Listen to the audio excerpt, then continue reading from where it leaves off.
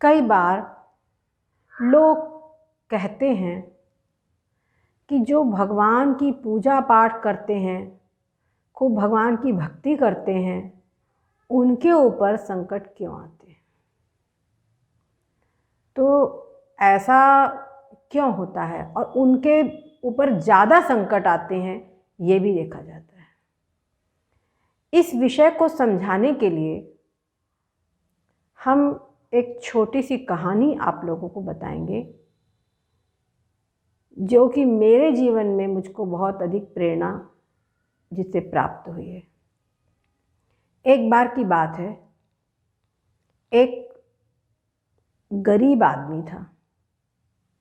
उसकी भगवान में अपार निष्ठा थी। दिन भर भगवान की भक्ति आदि करता, मेहनत मजदूरी करता, थोड़ा बहुत कमाता, और गरीबी स्थिति उसकी बहुत ज़्यादा थी। उसको सही पूछा जाए तो व्यवस्थित रूप से 2 टाइम का भोजन और कपड़ा आदि भी प्राप्त नहीं होता था। उसी के पड़ोस में एक धनाढ्य व्यक्ति था। वो हमेशा eat drink and B Mary, हमेशा उसके पास दोस्तों की कतार लगी रहती, बस खाना पीना उड़ाना यही उसका कार्य था, और सारे व्यसनों से वो युक्त था।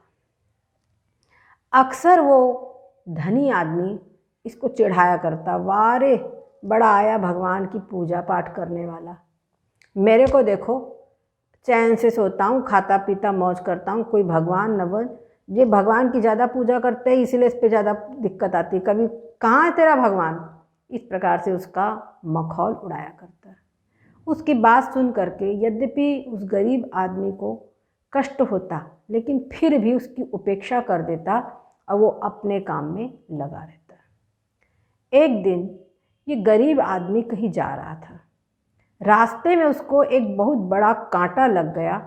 वो कांटा इतना भयंकर उसको पीड़ा दिया कि बस अस्पताल जा कर के जैसे तैसे उसका समझे जीवन बच पाया, और घर आकर के रोता हुआ बीमार आदमी पड़ा हुआ था। उसी पीरियड में जो धनाढ्य आदमी था वो भी कहीं जा रहा था, और उसको रास्ते में एक मोहरों की थैली प्राप्त हो गई। अब क्या था, वो धनाढ्य आदमी इसके पास आकर इसको और चिढ़ाने लगा, देखो तुम्हारा भगवान, तुम्हारी देखो और मेरे को देखो, मेरे को बढ़िया मोहरों की थैली मिली है। इतनी बात सुन करके ये गरीब आदमी की जानो हृदय में एक तो बोले घाव पे नमक छिड़कने के जैसा हो गया। बेचारा बहुत दुखी हुआ और रोता रोता सो गया। रात्रि में उसको भगवान ने स्वप्न दिया, वत्स तुम विक्षिप्त ना हो, तुम्हारा कहीं पर भी कोई दोष नहीं।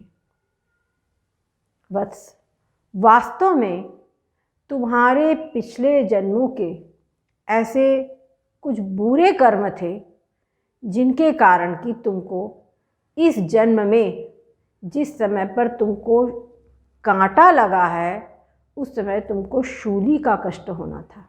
लेकिन इस जन्म में जिस प्रकार से तुम सदाचरण करते हो, भाव भक्ति पूर्वक रहते हो, उसका फल हुआ कि वो सारे पाप कर्म कट के केवल इतने रह गए कि एक कांटे में उनकी निवृत्ति हो गई। और तुम्हारा जो पड़ोसी है वो धनी व्यक्ति, उसके पूर्व जन्म के इतने बड़े बड़े पुण्य हैं, उन पुण्यों के फलस्वरूप उसका इस जन्म में राज्याभिषेक होना था। लेकिन इस जन्म के व्यसन, इस जन्म के असदाचरण के कारण उसका वो सब पुण्य इतना घट गया कि घटते घटते केवल एक मोहरों की थैली मात्र मिल करके उसको रह गई। तो इसलिए बस तुम दुखी ना हो, तुम निरंतर मेरा चिंतन करते रहो। बस इसके साथ ही उसकी नींद खुल गई और उसके मन का सारा विषाद चला गया। तो जब कभी हमारे मन में ये भावना उत्पन्न हो जाए, ये विक्षेप आ जाए, ये कुचिंतन आ जाए कि भगवान की हम ज़्यादा पूजा करते हैं तो भगवान हमको ज़्यादा कष्ट देते हैं, तो इस कष्ट को अपने मन में न आने दें। वास्तव में ये नियम है, चाहे साक्षात भगवान भी धरती पर उतर कर आ जाए तो भी उनको भी अपने कर्मों का फल भोगना पड़ेगा। ये निश्चित, ये अकाट्य सिद्धांत है, सभी के लिए है। चींटी से लेके ब्रह्मा विष्णु महेश कोई भी इससे नहीं बच सकता है, ये सृष्टि का सिद्धांत है।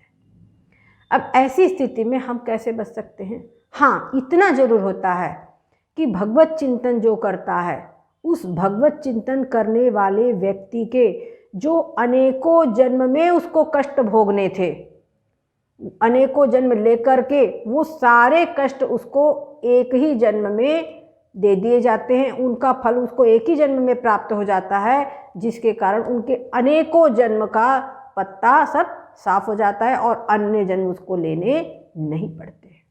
तो देखने में ऐसा प्रतीत होता है कि इसके ऊपर बहुत कष्ट आ रहे हैं, लेकिन उसका आगे सब मार्ग साफ कर दिया जाता है। तो और वो कहते हैं ना कि जैसे छोटा बालक होता है तो उसको अगर कोई फोड़ा हो गया तो माँ हृदय को कठोर करके उसको फोड़े को चीर देती है, उससे बच्चा बहुत दुख पाता है, बहुत दुखी होता है, रोता है, लेकिन माता उसका आगे जो फ्यूचर है, आगे इसका भविष्य है, वो उसको देखते हुए बच्चे के उस रोने के ऊपर ध्यान नहीं देती। उसी प्रकार से भगवान भी, ये हमारा बालक है, ये साधक, ये जो हमारा भक्त है, हमारा बच्चा है। भगवान स्वयं कहते हैं कि मोरे प्रौढ़ तनय समज्ञानी बालक सुत सम ज्ञान अमानी। जो हमारे अज्ञानी भक्त है वो मेरे बालक पुत्र की तरह है, तो उनको हमेशा मैं कैसे रखता हूँ? जिस प्रकार से करऊँ सदा तिनकी रखवारी जिम बालक राखे महतारी, ये भगवान कहते हैं। तो जो भक्त है वो अज्ञानी है, वो नहीं जानता कि मेरा भविष्य में किस बात से हित होगा, पर भगवान तो जानते हैं। तो भगवान उसके लिए कई बार उसके ऐसे रास्ते जिसमें उसका भविष्य में अनहित होना है वो मार्ग बंद कर देते हैं, और जिसमें उसका भविष्य में हित होना है वो मार्ग उसको सुलभ करा देते हैं। तो अगर इस बात को, क्योंकि हमारी इतनी क्षमता नहीं है कि हम भविष्य देख सके, तो हम नहीं समझ पाते हैं, परंतु भगवान के मंगल विधान में हमेशा हमको आस्था रखनी चाहिए, निष्ठा रखनी चाहिए, विश्वास रखना चाहिए, तो निश्चित ही हमारा कल्याण होगा। और कभी ये भी हो सकता है कि भगवान परीक्षा ले रहे हो कि कितनी इनकी मेरे प्रति आस्था है, थोड़ा ही कष्ट पाकर के डिग जाते हैं या चलते रहते हैं। तो और जब कोई विपत्ति आए उसको हम परीक्षा का रूप समझ लें, तो समझ लीजिए उस विपत्ति को फेस करना, उसका सामना करना सरल हो जाता है। तो इसलिए कभी भी अपने ऊपर कोई विपत्ति आए तो धैर्य न खोए, भगवान पर विश्वास रखे और अपना पुरुषार्थ करते रहे, अवश्य हमारा कल्याण होगा। सद्गुरुदेव भगवान की जय हो।